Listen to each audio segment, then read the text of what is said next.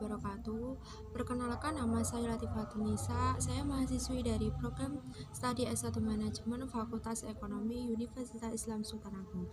Pada video kali ini saya akan memaparkan presentasi yang merupakan bentuk dari pemenuhan tugas mata kuliah Islam dan Disiplin Ilmu yang diampu oleh Bapak Dr. Haji Bejo Santoso, MT PhD. Bisa dilihat yang pertama ada definisi kias, dan yang kedua macam-macam kias, dan yang terakhir ketiga itu contoh kias. Di sini ada definisi kias. Secara etimologis yang itu berasal dari bahasa Arab, merupakan bentuk masdar dari kata koso, yakisu, kiasan. Kata tersebut memiliki arti yang membandingkan, mengukur, menyamakan, dan menganalogikan dengan kata lain, memiliki arti mengukur sesuatu melalui sesuatu lainnya. Mengkiaskan memiliki arti menyamakan atau mengira-ngirakan sesuatu melalui sesuatu yang lain. Secara terminologis, menurut seorang ulama usul fiqh, pengertian kias adalah menyamakan sesuatu yang hukumnya tidak nas, akan disamakan dengan sesuatu yang ada nas hukumnya. Sebab itu ada sebuah persamaan ilat hukum. Selanjutnya, macam-macam kias berdasarkan segi kekuatan ilat hukum. Yang pertama ada kias aulawi. Kias aulawi adalah kias yang ilatnya mewajibkan adanya sebuah hukum. Contohnya seperti mengatakan seruan atau kata buset atau kepada orang tua.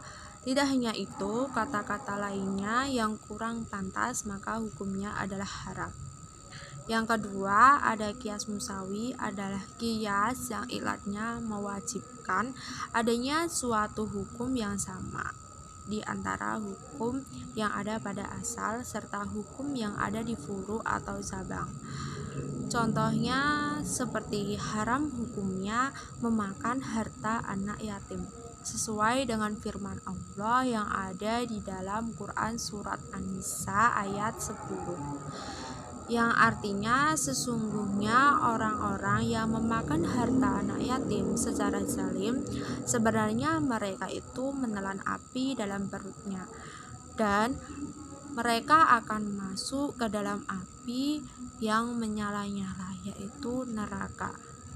Ketiga ada kias adna. Kias adna adalah ilat yang ada di far'u atau cabang memiliki bobot yang lebih rendah jika dibanding dengan ilat yang ada di asal.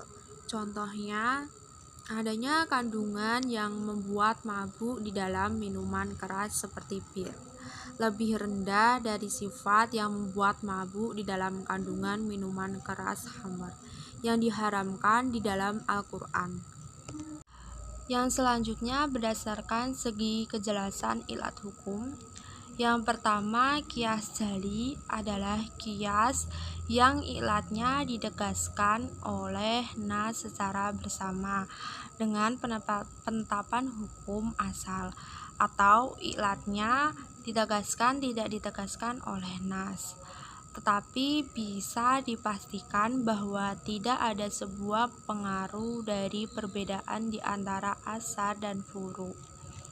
Contohnya seperti di dalam sebuah kasus seorang musafir perempuan dan laki-laki yang diperbolehkan untuk mengqashar sholatnya ketika dalam perjalanan, sekalipun di antaranya keduanya memiliki perbedaan tersebut, tidak akan mempengaruhi kebolehan dalam mengqashar sholat, sebab ilatnya adalah sama sedang di dalam perjalanan. 2.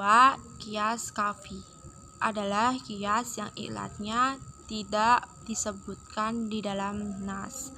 Contohnya seperti mengkiaskan pembunuhan yang dilakukan dengan benda berat kepada kasus pembunuhan yang dilakukan dengan benda tajam di dalam pembelakuan hukum kias, karena ilatnya yang sama, yaitu pembunuhan yang dilakukan dengan unsur kesengajaan.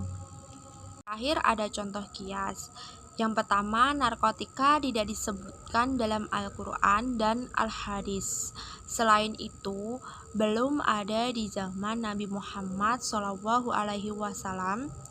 Maka para ulama dan ahli ihtizat kemudian menganalogikan narkotika ini sebagai khamr atau minuman yang memabukkan. Sebab sifat atau efek dari konsumsi narkotika sama atau bahkan lebih berbahaya dibanding minuman memabukkan tadi, sehingga ditarik kesimpulan bahwa narkotika hukumnya haram. Ada transaksi sewa menyewa saat azan sholat Jumat, hukumnya makruh sebagai ketentuan larangan jual beli pada saat azan sholat Jumat dalam Quran surat 62 ayat 9. Sekian materi yang dapat saya sampaikan, kurang lebihnya mohon maaf. Wassalamualaikum warahmatullahi wabarakatuh.